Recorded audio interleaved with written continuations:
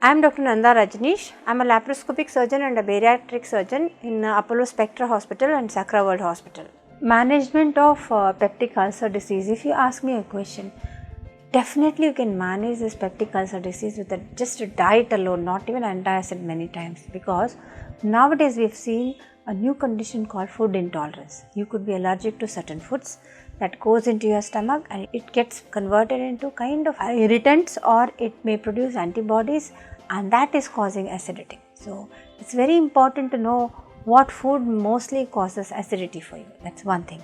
And nowadays, like compared to olden days, nowadays we have variety of antacids available. If you cannot respond to one, you may be able to respond to other antacids. So you can keep trying that.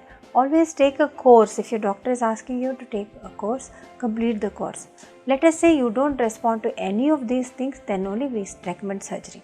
Surgery is recommended when there are complications of peptic ulcers, like the duodenum. When there is an ulcer in the duodenum, it heals, it forms an ulcer and again it heals.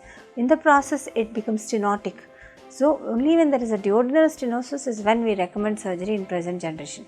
When there is a stenosis also, nowadays again we do a balloon dilatation.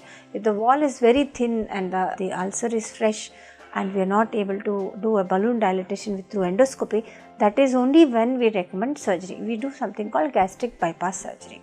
Okay, we do something called Roux-en-Y gastric bypass, which is recommended, because we have also seen there are a lot of complications doing that surgery too, because olden days a lot of people did that surgery and they had a tendency to develop adhesions, twisting, obstruction, also malignancy at the junction of the stomach and the jejunum where we anastomose.